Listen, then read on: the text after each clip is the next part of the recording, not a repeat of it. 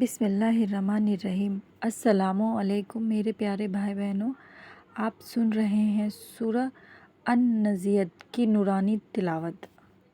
इस पाक सूरह में अल्लाह ताला ने क़यामत के मनाज़िर और अपनी कुदरत का ज़िंदा तसव्वुर बयान फरमाया है। इस तिलावत को आखिर तक ज़रूर सुनिए और अपने दोस्तों के साथ शेयर करना ना भूलिए। चलिए शुरू करते हैं कुरान की रूहानी आवाज़ के साथ।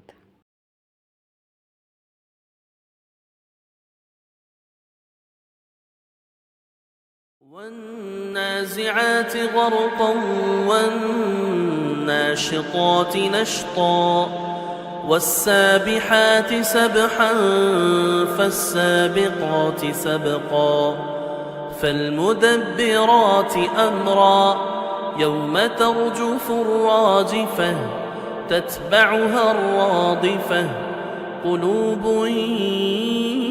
يومئذ واجفة أبصارها خاشعة يقولون أئنا لمردودون في الحافرة أئذا كنا عظاما نخرة قالوا تلك إذا كرة خاسرة فإنما هي زجرة واحدة فإذا هم بالساهرة هل أتاك حديث موسى إذ ناداه ربه بالواد المقدس طوى اذهب إلى فرعون إنه طغى فقل هل لك إلى أن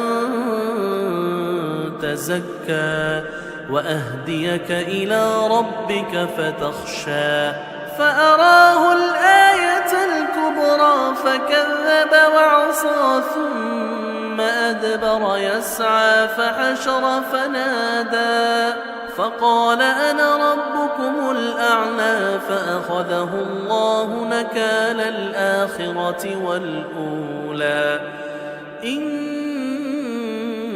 في ذلك لعبرة لمن يخشى أأنتم أشد خلقا أم السماء بناها رفع سمكها فسواها وأغطش ليلها وأخرج ضحاها والأرض بعد ذلك دحاها أخرج منها ماءها ومرعاها والجبال أرساها متاعا لكم ولأنعامكم فإذا جاءت الطامة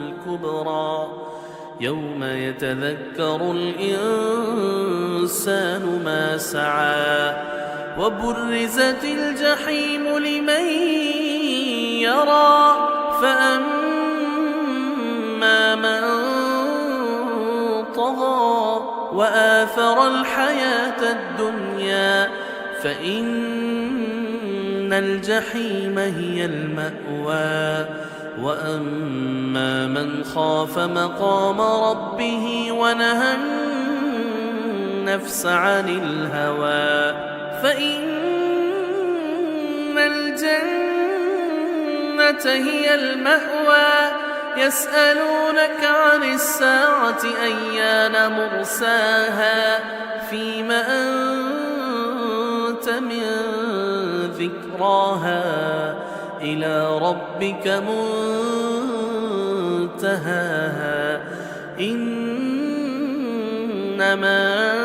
أنت منذر من يخشاها كأنهم يوم يرونها لم يلبثوا إلا عشية أو ضحاها जज़ाकल्लाहु खैर। सूरह अन-नज़ियत की तिलावत सुनने के लिए शुक्रिया। अगर आपको ये वीडियो पसंद आई हो तो लाइक, शेयर और सब्सक्राइब करना ना भूलें। नए कुरानी वीडियो और वजीफ़ा के लिए बेल आइकन ज़रूर दबाएं। मिलते हैं अगले नूर भरे वीडियो में। अल्लाह हाफ़िज़ और दुआओं में याद रखें।